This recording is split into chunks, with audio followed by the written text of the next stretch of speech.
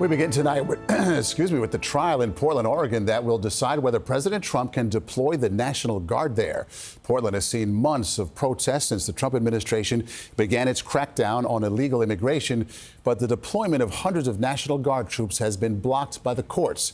CBS immigration reporter Camilo Montoya-Galvez joins me now. So, Camilo, take us through the two arguments, one on each side. Sure. So the Trump administration, Maurice, and the president have argued that the National Guard is needed in Portland to protect an immigration and customs enforcement facility there that has been at the center of protests over the president's escalating crackdown on illegal immigration. As you underscore, so far that move has been blocked by the courts because of a lawsuit filed by local leaders who say that move to deploy the National Guard would be unprecedented, unwarranted, unnecessary, and would only further inflame tensions in local communities in Oregon.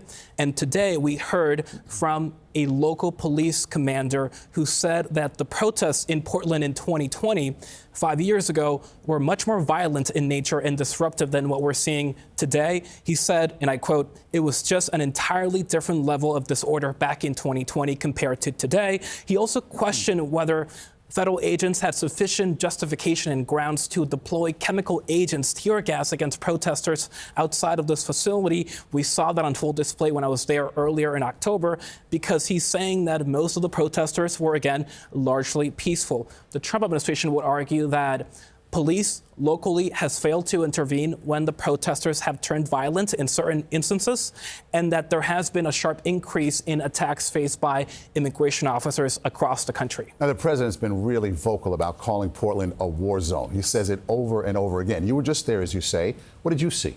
Well, we traveled there during the No Kings demonstrations across the country, and we did see hundreds of protesters gather outside of this ICE facility in Portland, but they were for the most part peaceful, dancing to music in many occasions. There was one particularly tense situation when federal agents had to deploy tear gas to disperse the crowd away from the entrance of that ICE facility. But beyond that, we did not see any large-scale violence. We did see during a ride-along with ICE that there was one attempted interference with an ICE operation. So multiple things can be true. ICE is facing an increase in attacks against agents and cases of people trying to interfere with their operations. But local leaders will say that there is no war zone or justification to deploy the National Guard in Portland.